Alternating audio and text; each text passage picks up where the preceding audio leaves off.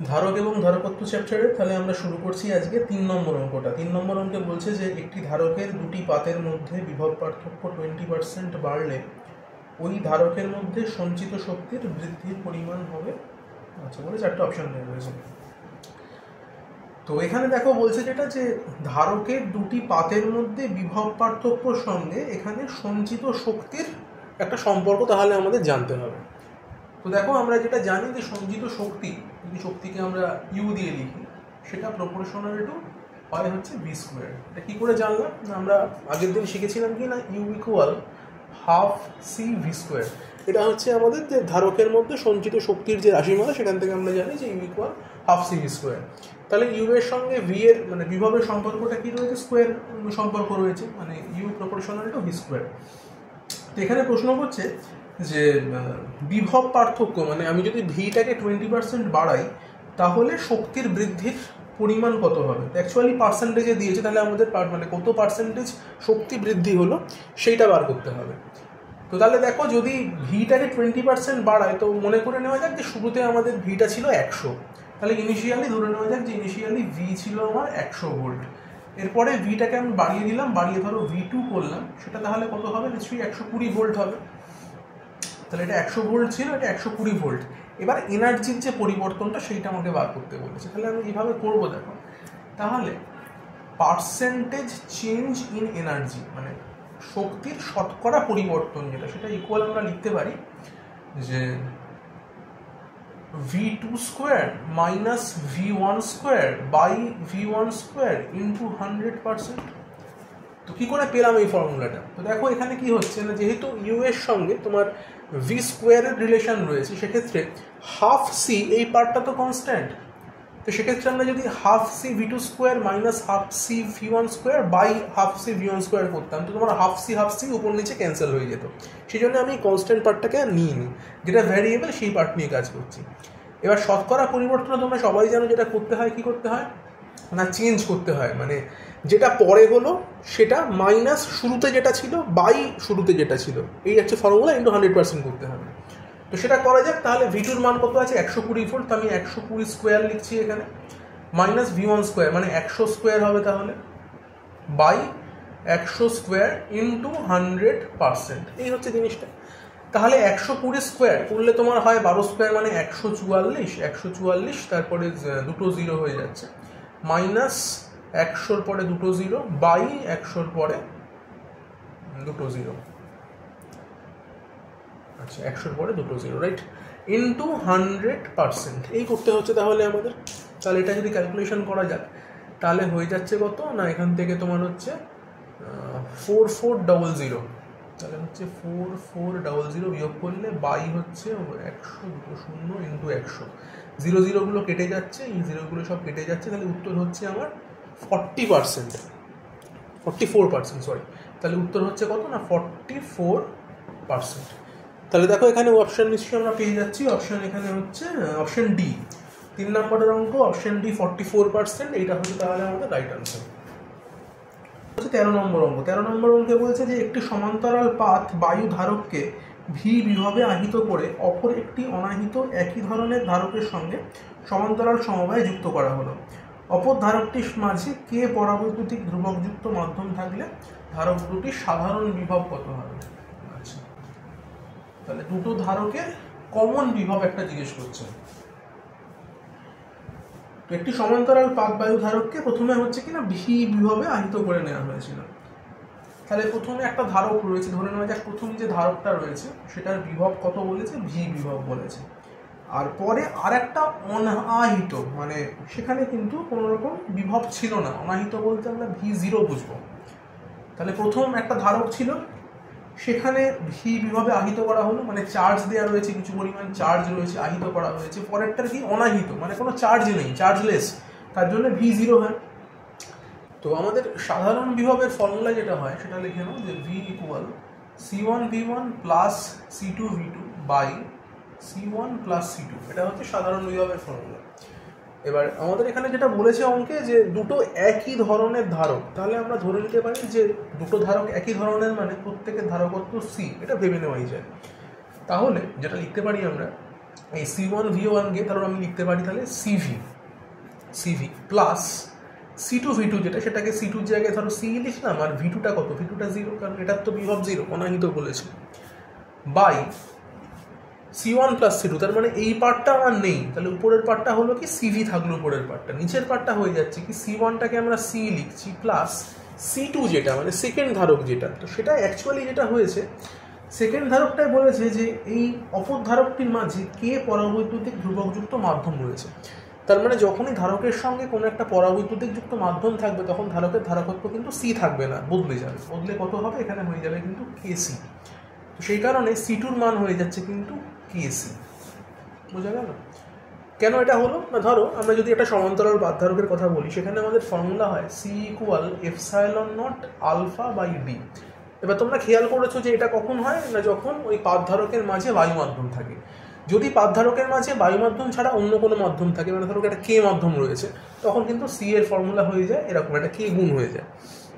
তার মানে আলটিমেট কি হচ্ছে না, টোটাল যদি এই মানটা সি হয়ে থাকে এর সঙ্গে একটা কে গুণ হবে, যদি মাধ্যমটা বদলে যায়, মাধ্যম যদি অন্য কিছু থাকে সেই পরাবৈদ্যুতিক ধ্রুবকটা গুণ হয়ে যাবে ওই ধারকত্বের সঙ্গে। তাহলে এখানেও সেই জিনিসটা হলো যে অন্য যেহেতু কে মাধ্যম একটা ছিল, সেই কে মাধ্যমটা সি এর সঙ্গে গুণ হয়ে যাওয়ার ফলে আমার ধারকত্ব হয়ে যাচ্ছে কেসি।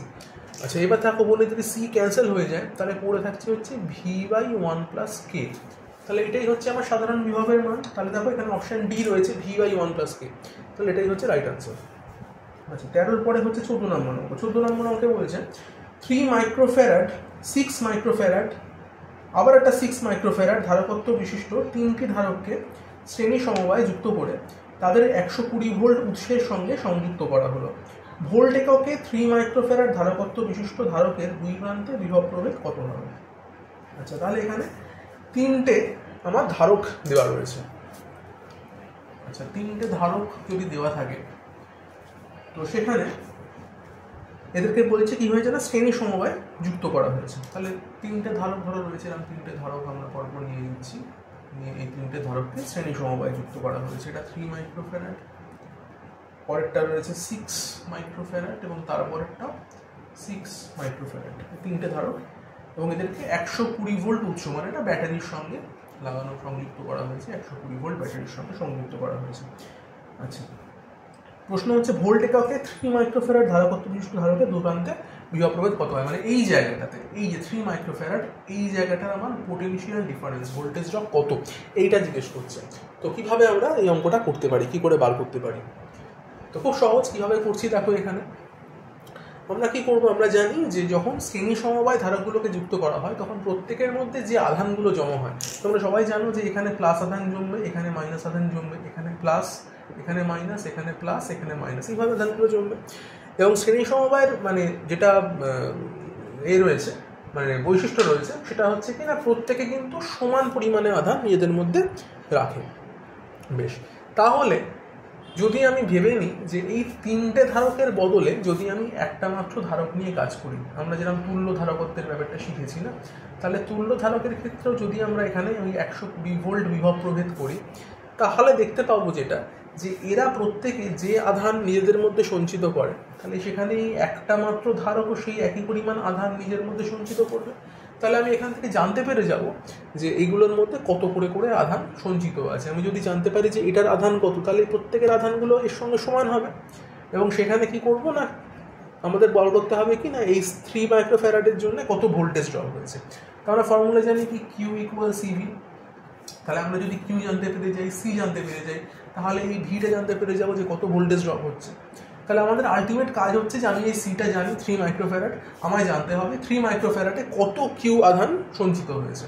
দেখো সেটা কি করে করছি, তাহলে আমায় করতে হচ্ছে যেটা যে শ্রেণী সমবায়ের ক্ষেত্রে আমাকে এখানে ফর্মুলা ব্যবহার করতে হবে যে তুল্য ধারকত্বের মান কত। তাহলে করা যাক তুল্য ধারকত্ব, আমরা ফর্মুলা জানি কি না 1/c ইকুইভ্যালেন্ট, এটার ফর্মুলা শ্রেণী সমবায়ের ক্ষেত্রে কত হয় না 1/3 + 1/6 + 1/6।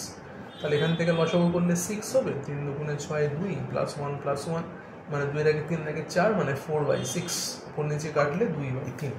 তাহলে সি ইকুইভ্যালেন্ট কত হয়ে যাচ্ছে আমার 3/2। আচ্ছা 3/2 সি ইকুইভ্যালেন্টের মান অবশ্যই কিন্তু মাইক্রোফ্যারাড ইউনিটটা রয়েছে। তাহলে এখানে কত আধান জমছে আমরা যদি এই ফর্মুলা এখানেও ব্যবহার করি তাহলে দেখো এখান থেকে সি জানি, ভি জানি, কিউ বার করতে পারবো। তাহলে কিউ এর মান কত? সি এর জায়গায় বসাচ্ছি 3/2 × 10⁻6। যেহেতু মাইক্রোফ্যারাডে এখানে ডিওকে ছিল, আমাদের ফ্যারাড ইউনিটে আনতে হবে, তাই জন্য 10⁻6 দিয়ে গুণ করছি। ইন্টু ভি কত? ভি হচ্ছে 120 ভোল্ট। তাহলে এটা যদি ব্যবহার করি, তারপর এখান থেকে কেটে যাচ্ছে 60, 6 দুগুণে 12, তাহলে হচ্ছে 60। তাহলে 3 × 6 = 18 ইন্টু 10⁻5 হয়ে যাচ্ছে। তাহলে কারণ 10-এর সঙ্গে যদি 10⁻6 গুণ করো, 10⁻5 হচ্ছে। আচ্ছা, তাহলে এই জিনিসটা হচ্ছে কিউ এর মান। সেই কিউ এর মানটা তাহলে প্রত্যেকটার সঙ্গে একই, মানে এখানে যে কিউ আধানটা জমে, এর প্রত্যেকের মধ্যে কিন্তু একই পরিমাণে কিউ আধান জমে। তাই শুধুমাত্র যদি প্রশ্নের মতো 3 মাইক্রোফ্যারাড না বলে যদি 6 মাইক্রোফ্যারাডের জন্য বিভব জানতে চাই, আমি কিন্তু সেখান থেকে বার করতে পারবো। ওকে, তাহলে আলটিমেট কাজ হচ্ছে তাহলে এখন কত না 3 মাইক্রোফ্যারাডের বিভব কত, তো সেটা বার করে ফেলা যাক। তাহলে আমরা অলরেডি জেনে গেলাম যে কিউ এর মানটা এটা। তাহলে এই সাইডটা মুছলাম, আমাদের এখানকার কাজ হয়ে গেছে। তাহলে আমরা আপাতত বার করছি যে 3 মাইক্রোফ্যারাডে কত বিভব জমছে। তাহলে formula V at 3 microfarad equal কত লিখবো? লিখবো কিউ/সি। কিউ কত? কিউ এর মান এক্ষুনি বার করেছি, 18 × 10⁻5 বাই সি কত? সি এর মান হচ্ছে 3 মাইক্রোফ্যারাড, তাহলে 3 × 10⁻6। তাহলে 3 × 6 = 18, তাহলে 6 × 10⁻5 প্লাস 6 মানে 6 × 10 মানে 60 ভোল্ট। তাহলে আমাদের 3 মাইক্রোফ্যারাডে কত ভোল্টেজ জমছে না 60 ভোল্ট হচ্ছে। তাহলে সেটাও কিন্তু অপশন ডি, যেটা 60 ভোল্ট রয়েছে, তার সঙ্গে ম্যাচ করছে।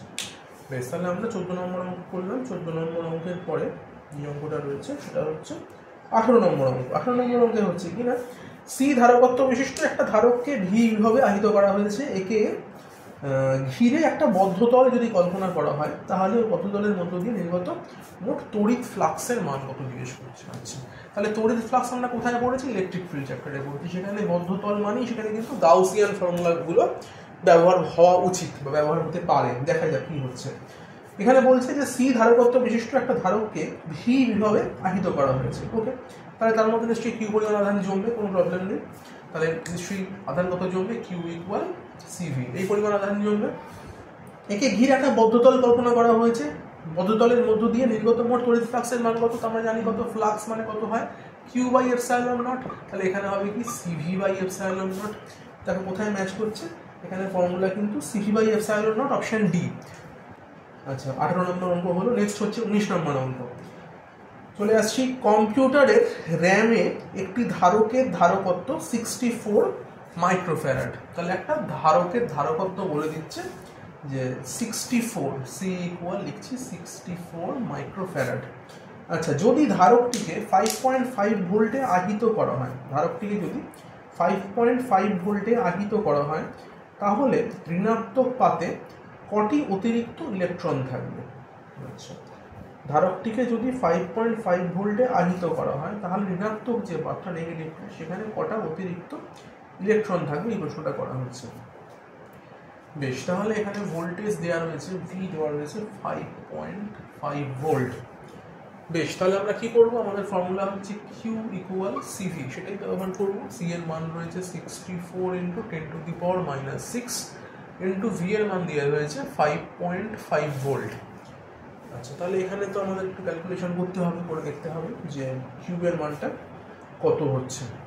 ওকে, তাহলে এখানে কিউ এর মান হয়ে যাচ্ছে 64 × 5.5। তাহলে এখান থেকে আমি 65.5 ভোল্ট, এই ভোল্টটা লিখছি না, বাই 10 করে নিলাম।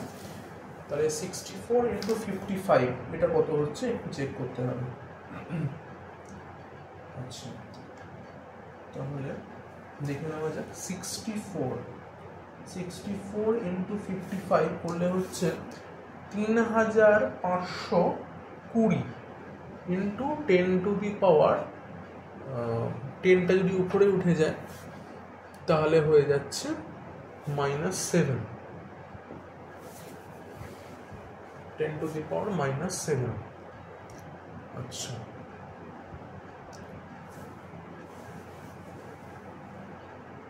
তাহলে এরকম জিনিস আসছে।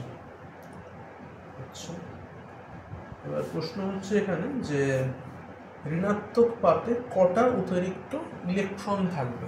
আচ্ছা, তো আমরা যেটা করতে পারি, আমরা করতে পারি কিউ ইকুয়াল এন ই।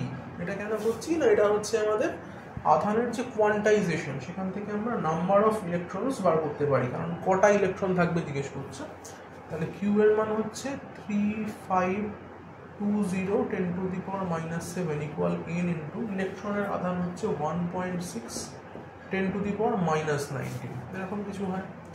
তো সেক্ষেত্রে এন এর মান জানতে চাইছে, তাহলে এন হচ্ছে আমার 3520 ইন্টু 10⁻⁻7 বাই 1.6। এখানে নিচে তোমার 10⁻⁻19 তুমি গুণ করতে পারো, উপরে যদি চলে যায় তাহলে 10⁻+19 হিসাবে এখানে উপরে কিন্তু গুণ হবে। আচ্ছা, তাহলে গুণ হলে কত হচ্ছে, তাহলে 10⁻12 এরকম কিছু একটা পাচ্ছি আমরা সাইডে, বাই 3520 বাই 1.6, তাহলে সেটা কত হয় বাই 1.6। আচ্ছা,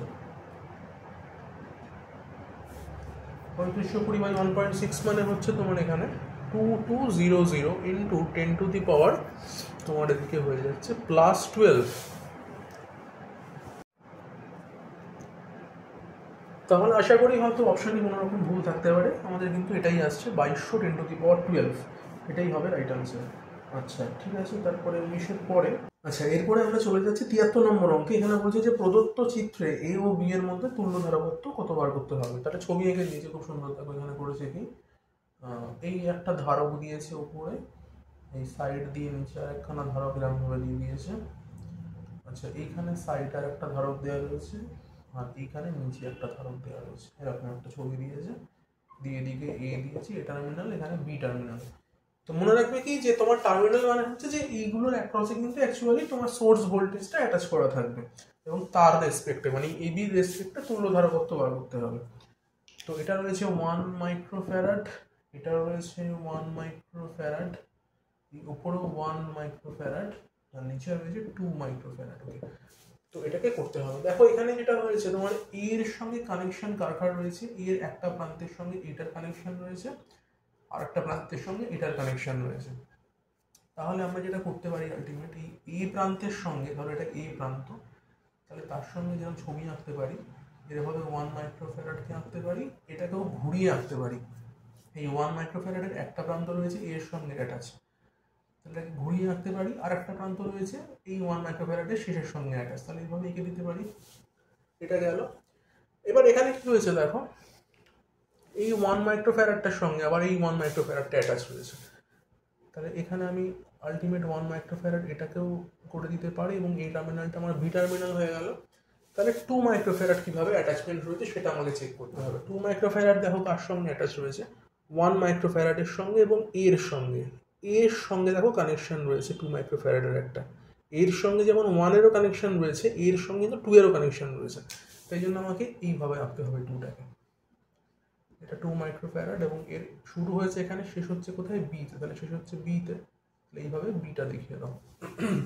তাহলে এই হচ্ছে আলটিমেট ছবি আমাদের। ওকে,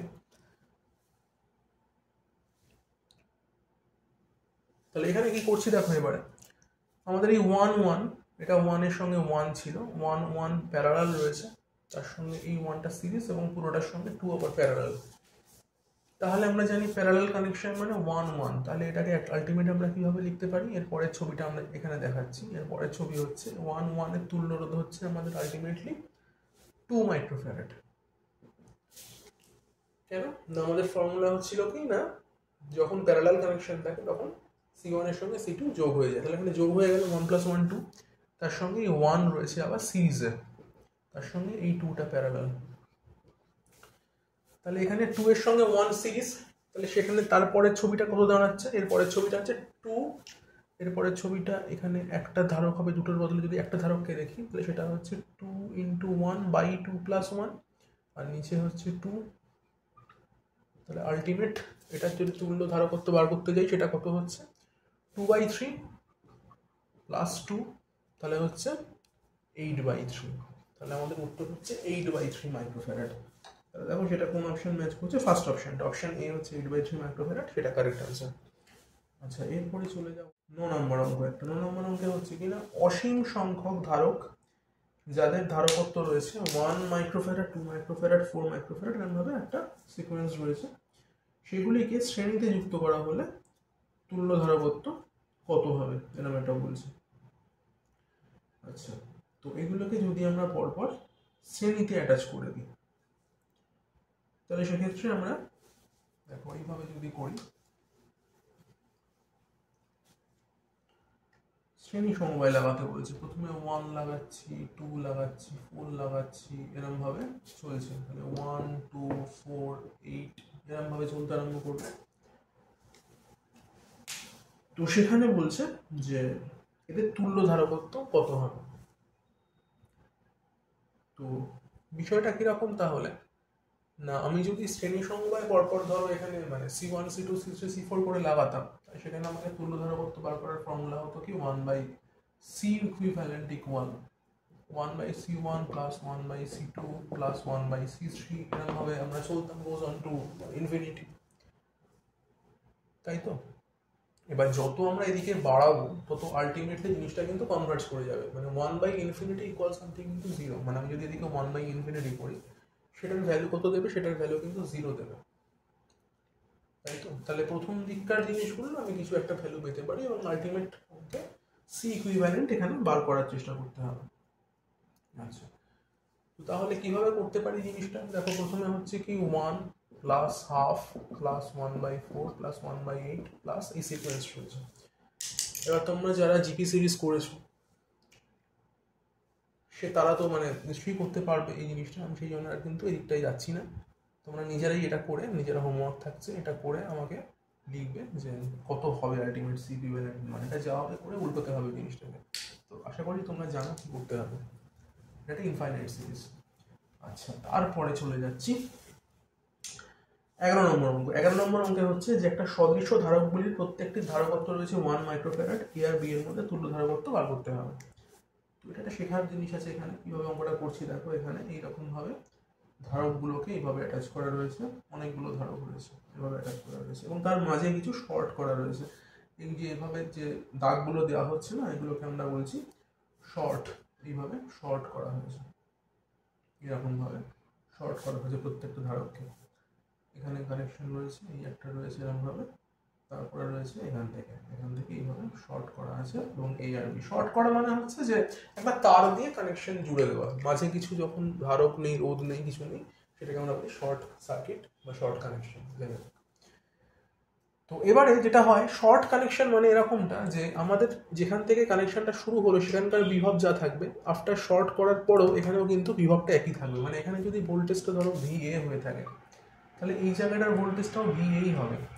এবার দেখো, এখানে তো ভোল্টেজ VA, মানে এই জায়গাটাও তো সেম কানেকশন, তো এখানেও ভোল্টেজ VA, তাহলে আমাদের এইখানেও ভোল্টেজ আলটিমেট VA হয়ে যাচ্ছে, হলো। এবার দেখো এখানে তাহলে কি হলো না, এই জায়গাটার ভোল্টেজ তাহলে VB, তাহলে এটা যদি VB হয় তাহলে এই জায়গাটার ভোল্টেজ হয়ে যাচ্ছে আমার VB, এটার ভোল্টেজও তাহলে VB, কারণ সেম কানেকশন। আবার এই জায়গাটার ভোল্টেজও তাহলে কিন্তু VB। এই হচ্ছে বিষয়টা। তাহলে কি হচ্ছে দেখো, আমাদের দুটো ভোল্টেজ রয়েছে VA আর VB, তার মাঝে আমাদের তাহলে কি কি ধারক রয়েছে সেগুলোকে আমরা অ্যাটাচ করে দেবো, খালি আর কোনো কাজ নেই এখানে। আর দুটো VA ভোল্টেজের মাঝে মনে রাখবে কোনো রকম কিন্তু কারেন্টের বা কোনো চার্জের ফ্লো হয় না, কারণ সেম ভোল্টের মধ্যে তোমরা জানো কোনো রকম চার্জ ফ্লো হয় না। তাহলে সেম ভোল্টেজ মধ্যে যদি কোনো ক্যাপাসিটর থাকে, সেগুলো কিন্তু আমাদের এখানে ক্যান্সেল করতে হবে, সেগুলো কিন্তু কোনো কাজে লাগবে না। তাহলে দেখো VA এর মাঝে এটা রয়েছে, এটা ক্যান্সেল হয়ে যাচ্ছে। VA এর মাঝে এটা রয়েছে, এটাও ক্যান্সেল হয়ে যাচ্ছে। VA এর মধ্যে এটা রয়েছে, এটা থাকছে। VB এর মধ্যে রয়েছে এটা, তাহলে এটা ক্যান্সেল। VB এর মধ্যে এটা রয়েছে, এটাও ক্যান্সেল, সব ক্যান্সেল। মোটামুটি একটা থাকছে তাহলে VA আর VB এর মধ্যে আমাদের একটা মাত্র ক্যাপাসিটর থাকছে, এবং সেটা সম্ভবত বলে দিয়েছিল তার ধারকত্ব হচ্ছে 1 মাইক্রোফ্যারাড। তাহলে এখানে আনসার কিন্তু আমাদের আলটিমেট 1 মাইক্রোফ্যারাডই হবে। আচ্ছা, এখানে দেখো অপশন কিন্তু ম্যাচ করছে না, তো অপশনের সঙ্গে কোনো মানে কথা নেই, কারণ আলটিমেট জিনিসটা করতে হয় এরকমভাবে, সেটা শেখালাম। তো এটা কিন্তু 1 মাইক্রোফ্যারাডই হবে, অপশন হয়তো ভুল রয়েছে, সেটা থাকতেই পারে, কারণ অনেক রকম অঙ্ক দেওয়া থাকে। তো এবার হতে পারে যে এইগুলোর মাঝে হয়তো প্রত্যেকটা শর্ট ছিল না, হয়তো কোনোটার সঙ্গে ধারক একটা ছিল, সেটা হয়তো বইতে এখানে মানে অঙ্ক ছবি তুলতে ভুল করেছে, ছবি দিতে ভুল করেছে, এটা হতে পারে একটা। তো সেই কারণে হয়তো অ্যান্সারটা মিলছে না, কিন্তু আলটিমেট জিনিসটা এটাই। যদি ছবি এটা হয়ে থাকে তাহলে কিন্তু আলটিমেট এটাই হবে।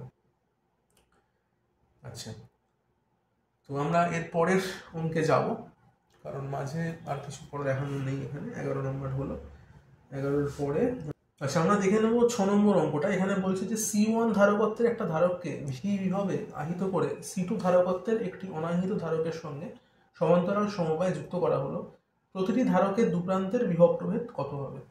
তো এটাও আমরা এরকম টাইপের অঙ্ক আগেও করলাম, যেখানে আমরা শিখেছিলাম যে ভিন্ন বিভবযুক্ত দুটো পরিবাহীর মধ্যে আধান বন্টন করলে একটা সাধারণ বিভব সৃষ্টি হয় তাদের মধ্যে। তো ধরে নেওয়া যাক দুটো আলাদা ধারক রয়েছে, প্রথমটা C1, পরেরটা C2। প্রথমটার বিভব দেওয়া রয়েছে ভি এবং পরেরটা অনাহিত, মানে বিভব 0 আছে। তাহলে এদের মধ্যে যদি আমরা কানেকশন করি, মানে প্যারালাল কানেকশন যদি করি, তো সাধারণ বিভবের মান কত হয়? আমরা ফর্মুলা জানি C1V1 plus C2V2 by C1 plus C2। তাহলে এখানে দেখো সেকেন্ড বিভবের ভোল্টেজ 0, তাহলে এই পার্টটা 0 হয়ে যাবে। তাহলে আমাদের উত্তর হচ্ছে C1V, কারণ এখানে ভোল্টেজ ভি ছিল, V1টাকে ভি লিখছি তাই, বাই C1 প্লাস C2। তাহলে এখানে অপশন হচ্ছে কোনটা? Option B, C1V by C1 plus C2, এটাই ঠিক আনসার। আচ্ছা, 7 নম্বর অঙ্কে বলছে যে একটি 4 মাইক্রোফ্যারাড ধারককে 400 ভোল্ট বিভবে আহিত করার পর এর পাত দুটিকে 2 ওহম রোধের একটি তার দিয়ে যুক্ত করা হলো। এর ফলে উৎপন্ন তাপ কত? আচ্ছা, তো এখানে যে অঙ্কটা হচ্ছে দেখো, এখানে তাপ বলতে মিলে একটা এনার্জি। তো সেখানে আমরা ভাবতেই পারি যে এখানে ধারকের যে সঞ্চিত শক্তি সেটাই তাপ শক্তি হিসেবে এখানে উৎপন্ন হবে। কারণ ধারকের প্লেট দুটোকে একটা রেজিস্ট্যান্স দিয়ে জুড়লে তো সেটা ধারক থাকে না। তো সেই ক্ষেত্রে আমাদের মানে এখানে এই রোধের ব্যাপারটাই কিন্তু এই অঙ্কটার মধ্যে এমনি এমনি দেওয়া রয়েছে, এটা কোনো কাজে লাগবে না। তাই জন্য আমরা এনার্জি যেটা বার করবো হাফ CV², এটাই আলটিমেট উত্তর হবে। তো দেখা যাক হাফ ইন্টু সি কত রয়েছে, C 4 মাইক্রোফ্যারাড, তাহলে 4 10⁻⁻6 ইন্টু V², ভি হচ্ছে 400, তাহলে 400 ইন্টু 400 এটা করলে হবে তাহলে 2 ইন্টু 16 ইন্টু 10⁻⁻6 ইন্টু 10⁻4, তাহলে হচ্ছে 32 10⁻⁻2, মানে হচ্ছে 0.32 জুল। তাহলে এখানে অপশন বি রয়েছে যেটা 0.32 জুল, সেটাই হচ্ছে আনসার।